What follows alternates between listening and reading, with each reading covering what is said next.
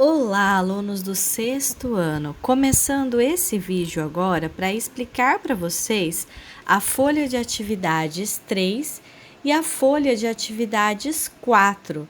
Isso tudo do primeiro bimestre. Nós estamos aqui na última etapa do primeiro bimestre, então é muito importante que vocês entreguem essas atividades realizadas na escola. E eu chamo a atenção de vocês que vocês receberam no total 4 folhas. 2 dessas a gente já realizou em aulas anteriores. Alguns de vocês já entregou na escola todas as folhas, alguns entregou a 1 e a 2 e faltou a 3 e a 4. Bom, se no seu caso você fez a 1 e a 2 que eu já tinha explicado e não realizou a 3, você vai assistir essa aula com o objetivo de realizar com sucesso as atividades da folha 3 e da folha 4. Lembrando que aqui a folha 4 foi digitado errado, ficou 2 folhas 3, mas a última corresponde às atividades da folha 4. Agora, se você já realizou, se você já entregou todas as atividades, ainda assim é importante você prestar atenção para saber se você realmente acertou essas questões, se você realmente entendeu todo o conteúdo por trás dessas atividades. Bom, na questão 1 da folhinha 3, a gente vai trabalhar com a parte do estudo geográfico sobre as paisagens que fala das transformações, as transformações da paisagem que ficam registradas na história, que foi inclusive tema da nossa última aula. Então, vocês vão ler cada uma dessas afirmativas e, se julgarem que a afirmativa está correta, vão assinalar com um V de verdadeiro. Se julgarem que a afirmativa é falsa, vocês assinalarão com o F de falso. Se estiver incorreta, é uma afirmativa falsa. Caso surja dúvida, essas afirmativas foram elaboradas com base no texto da página 15 do livro de geografia que vocês receberam. Como essa parte já foi explicada na última aula, eu não vou ler cada uma das afirmativas, porque tudo isso já foi explicado a vocês. Já na atividade 2 e 3, vocês farão com base na página 16 do livro de vocês. Só que essa parte, como não foi explicado anteriormente, eu vou me aprofundar um pouco mais. O primeiro ponto é que, falando de paisagens, vocês devem saber que as intervenções humanas, elas podem modificar a paisagem.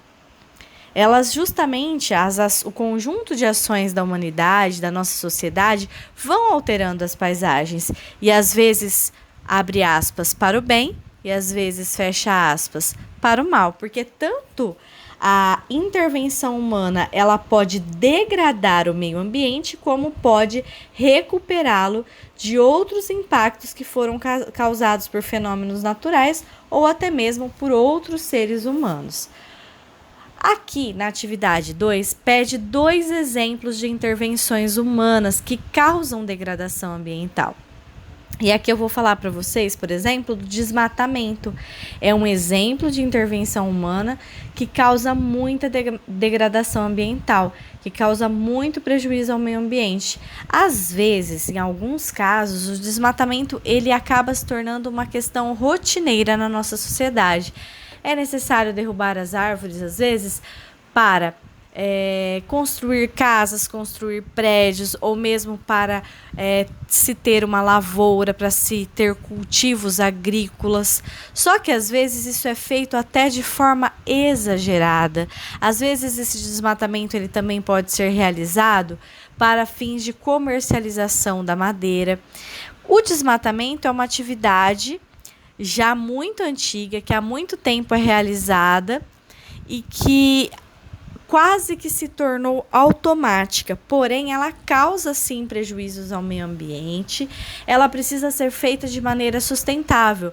Tudo bem que para muitas construções, para muitos processos, é necessário a madeira, ou é necessário aquele espaço aquele espaço no terreno, porém é importante que se façam isso de maneira sustentável, de maneira a posteriormente replantar árvores, para que a gente não perca todos os benefícios que a vegetação pode nos trazer. E principalmente a gente tem que pensar que às vezes o desmatamento é feito de vegetação nativa, de vegetação que só tem em um determinado lugar do nosso país.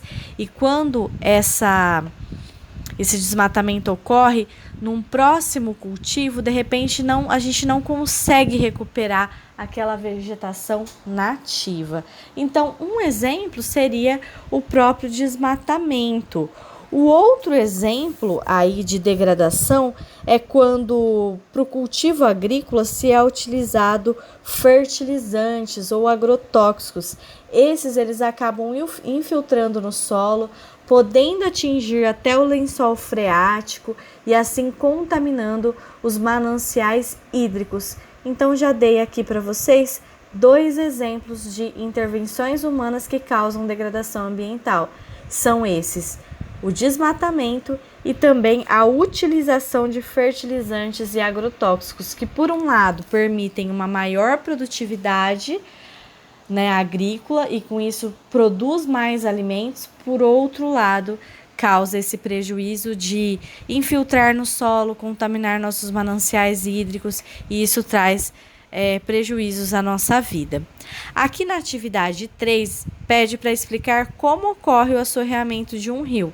Lembrando que a resposta está lá na página 16, mas explicando para vocês, para que vocês possam também entender, quando a gente retira a vegetação de um terreno próximo a um rio, quando ocorre a chuva, essa chuva ela cai no solo e leva a primeira camada de solo para o fundo do rio, promovendo assim o assoreamento.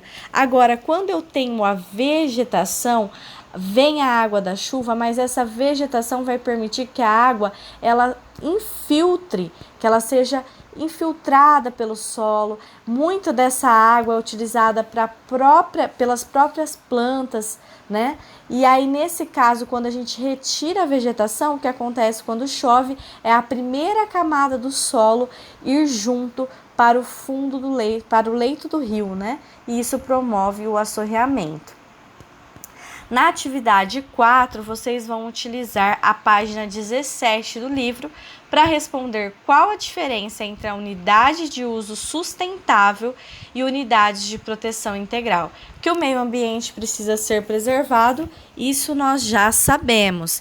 Só que existem 2 formas da gente construir mecanismos aí de preservação ambiental. São as unidades de uso sustentável, que elas permitem sim a utilização de recursos naturais, porém de maneira sustentável, de maneira com que não comprometa esses recursos, para que não falte para as gerações futuras. Já as unidades de proteção integral, elas não permitem nem o uso sustentável dos recursos naturais. Nesse caso, o objetivo das unidades de proteção integral é preservar a natureza, sendo totalmente proibida a exploração de seus recursos. Aqui houve um erro na digitação, como eu já disse para vocês, então vamos para a folha 4 de atividades do primeiro bimestre. Como vocês já puderam ver aí na página 17, para que a preservação ambiental ela aconteça, é necessário termos leis que definam o que pode e o que não pode ser feito. Nós precisamos ter fiscalização e nós precisamos ter um controle das áreas naturais protegidas. E quem faz? Qual é o órgão que faz esse controle? Seria a alternativa A, o Ministério Público? Seria um juiz federal? Seria o governador? Ou seria o Estado? Então, vocês, com base no texto da página 17, vocês vão encontrar qual é o órgão capaz aí de criar essas leis de proteção ambiental, de fiscalizar e de controlar essas áreas protegidas. Na atividade 2, vocês vão responder com base no texto da página 19. Da mesma maneira, vocês vão ler a afirmativa, se estiver correta, vão assinalar com um V, se estiver incorreta, vão assinalar com um F. Mas falando de espaço geográfico, é importante aqui falar para vocês que o objeto de estudo da geografia é o espaço geográfico. O que estuda a geografia? A geografia estuda o espaço geográfico. E o que seria o espaço geográfico? Ela é nada mais, nada menos do que o conjunto integrado de paisagens resultantes de fenômenos naturais e da ação humana ao longo do tempo. Então, a gente percebe que o espaço geográfico ele é formado por elementos naturais, por elementos culturais e por elementos invisíveis, ou seja, que a gente não consegue visualizar concretamente, mas que existem, que consiste no trabalho humano. Então, o espaço geográfico ele é formado pelo trabalho humano e pela ação da natureza.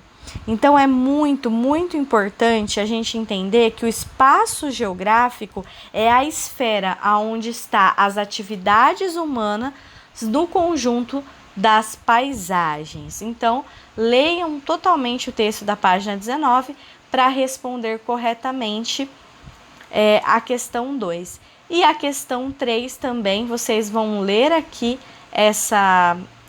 esse pequeno fragmento de texto e vão ver nas alternativas sobre qual conceito está falando esse trecho aqui acima. Então, vocês, com base na página 19, poderão facilmente identificar sobre qual é o conceito que está falando, que está faltando aqui nesse espaço. Bom, é isso, a gente encerra aqui o primeiro bimestre e eu gostaria muito que, caso surjam dúvidas do conteúdo, que vocês possam me procurar. Não tem problema, podem me chamar no WhatsApp, seja no grupo ou no particular. Eu estarei à disposição de vocês para ajudá-los a entender melhor o conteúdo e também a realizar as atividades. E não se esqueçam de sempre colocar o seu nome completo. Tudo bem? Então, até a próxima aula. Tchau, tchau!